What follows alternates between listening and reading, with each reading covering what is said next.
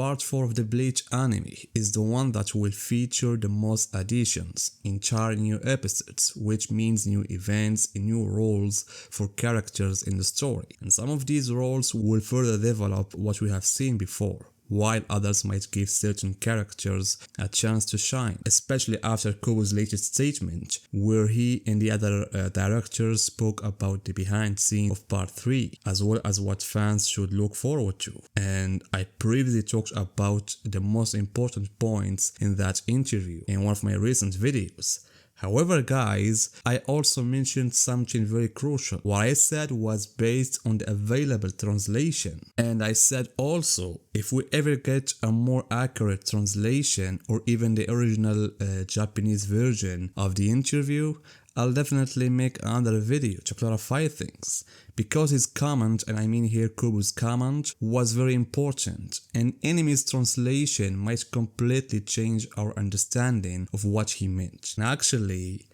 that's exactly what happened. That's why guys, in this video, we're going to clarify things more accurately.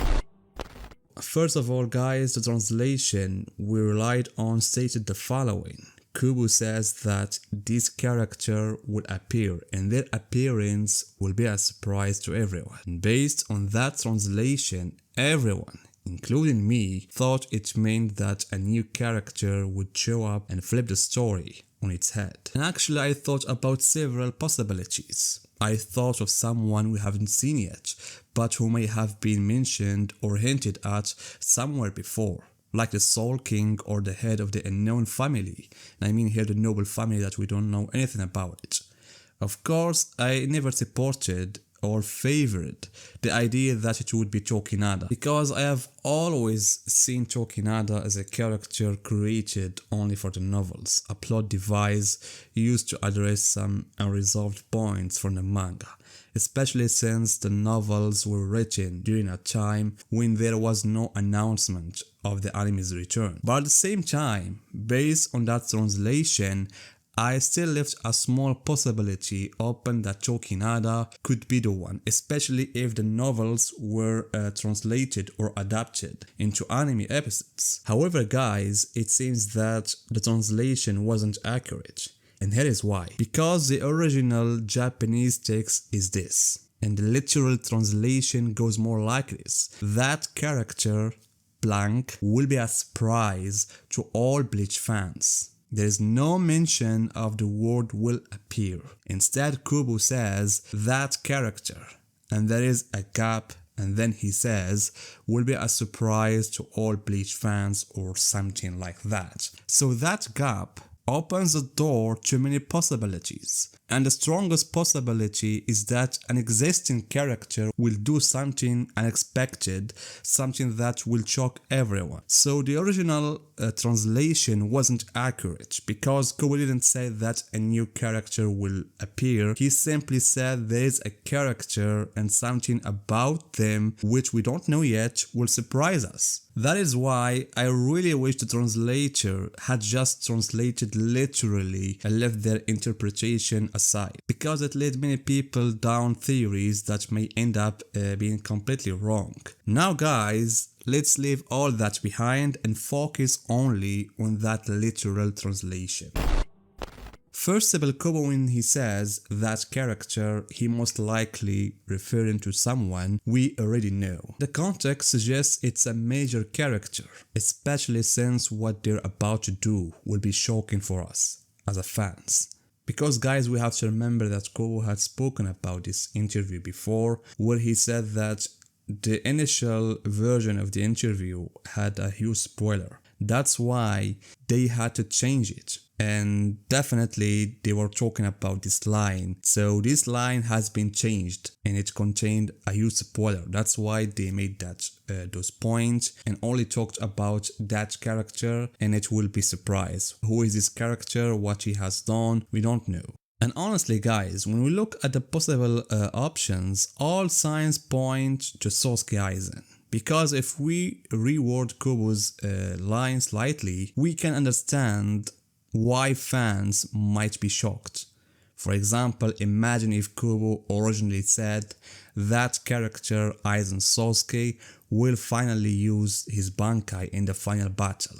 I think this will surprise everyone. So if that's the case, then it fits perfectly. Regardless of whether Aizen needs to use his Bankai or not, I don't think anyone would object to see Aizen's Bankai, especially if it has an ability that could genuinely help to defeat Orahor.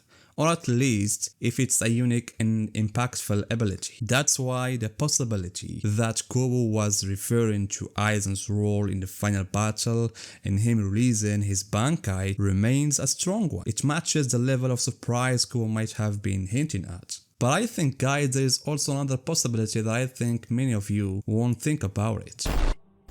Orahor Kiski's flashback.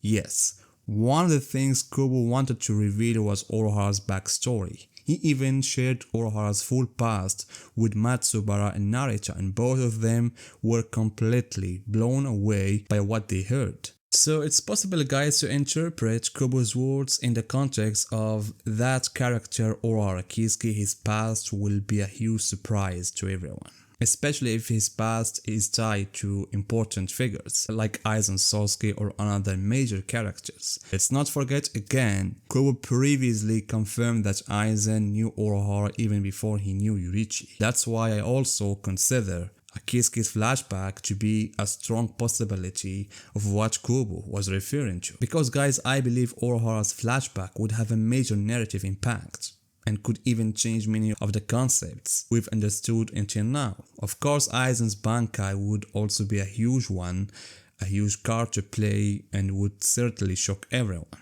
But that depends on how much additional content Kubo plans to give Aizen in his battle against Orahor and how he chooses to shape it. As for what we have said about the possibility of a new character appearing, I won't say it's entirely ruled out, but it's no longer the most likely scenario like before, especially since that assumption was based on an interpretation and not Kubo's actual words, which are still vague and open to several possibilities. Ending, guys, I just hope whatever Kubo was talking about is truly significant and would surprise us. As for me, if I had to choose between Orahor Kiski's past and Aizen's Bankai, I would choose Orahor's past, although I do believe we'll most likely get to see his backstory. But again, seeing Aizen's Bankai would also be something amazing. So guys, what do you think? Do you think we'll have finally Aizen's Bankai and that's the thing that Kubo was talking about? We'll see Aizen Bankai in the end of the Cour. Definitely that would be something very important, very amazing, surprising to everyone, because in the end we're talking about a Bankai, not any Bankai but Aizen's Bankai. On the other hand, guys, when we talk about Orahor Kiski's past, I think it would happen at the beginning of the Cour 4, and I don't know if it would have an impact on the entire episodes or not. So guys, what do you think? Tell me, guys, your opinions in the comments, and see you in my next video.